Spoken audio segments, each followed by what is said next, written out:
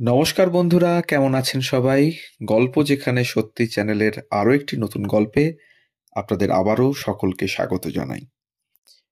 আমাদের চ্যানেলে নতুন হলে আবারও মনে করিয়ে দিই, অবশ্যই অবশ্যই অবশ্যই আমাদের চ্যানেলটিকে সাবস্ক্রাইব করে পাশে থাকবেন।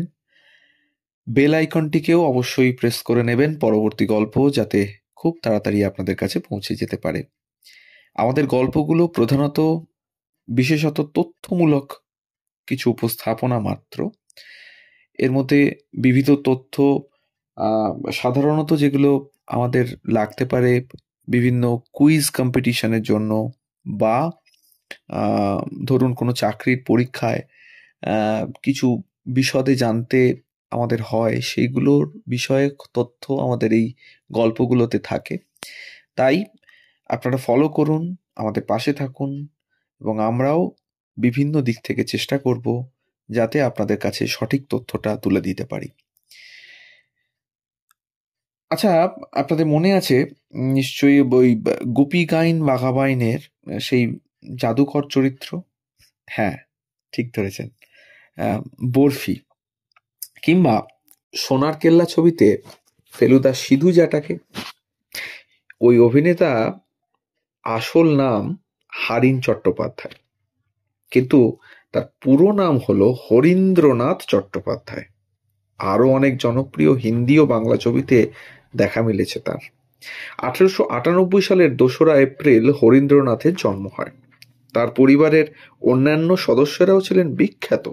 বাবা অঘোরনাথ চট্টোপাধ্যায় ছিলেন ভারতের প্রথম ডিএসসি, বড় ভাই কমিউনিস্ট বিপ্লবী ধীরেন চট্টোপাধ্যায়, এবং দিদি হলেন কংগ্রেস নেত্রী ও একজন মহীয়সী নারী এবং সঙ্গে কবি সরোজিনী নাইডু। হরীন্দ্রনাথ বাল্যবিধবা কৃষ্ণা রাওকে বিয়ে করেন। পরবর্তীকালে যিনি সমাজসেবিকা কমলা দেবী চট্টোপাধ্যায় নামে খ্যাত হয়েছিলেন। বহুমুখী প্রতিভার অধিকারী ছিলেন এই হরীন্দ্রনাথ। মাত্র 10 বছর বয়সে ক্ষুদিরামের ফাঁসির প্রেক্ষিতে ইংরেজি কবিতা ডাইং প্যাট্রিয়ট রচনা করেন। উচ্চশিক্ষার জন্য কেমব্রিজ বিশ্ববিদ্যালয়ে যান। সে সময় কেমব্রিজে নিয়ম ছিল বিশ্ববিদ্যালয়ের ডিগ্রি না থাকলেও মেধা প্রমাণিত হলে ডক্টরেট ডিগ্রির গবেষণার অনুমতি দেওয়া হবে।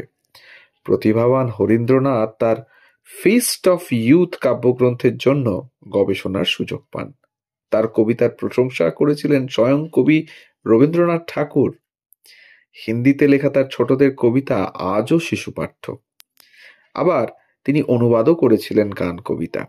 বিখ্যাত ইন্টারন্যাশনাল সঙ্গীতের হিন্দি তর্জমা করেছিলেন, লিখেছিলেন সিনেমার প্রচুর গান। যৌবনে একটি সিনেমা পরিচালনা করেছিলেন তিনি।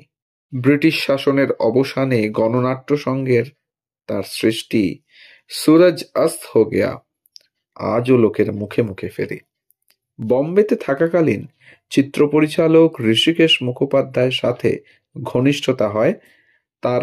সেই সুবাদেই বহু ছবিতে অভিনয় করেছেন হরীন্দ্রনাথ।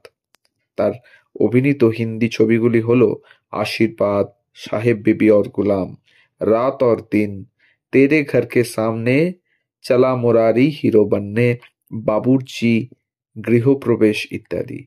আজাদ নামে একটি ছবির প্রযোজনাও করেন তিনি। সত্যজিৎ রায়ের পরিচালনায় গোপীগাইন বাঘাবাইনে বরফির চরিত্র তো আছেই, এছাড়া সীমাবদ্ধ, সোনার কেল্লায় সিধু জাটার ভূমিকায় অভিনয় করেছেন। পরবর্তীকালে তিনি পদ্মভূষণ পুরস্কারে সম্মানিতও হয়েছেন। 23শে জুন 1990 সালে তার মৃত্যু হয়। এই ছিল আজকের গল্প, সিধু জাটার গল্প, বরফির গল্প তথা হরীন্দ্রনাথের গল্প।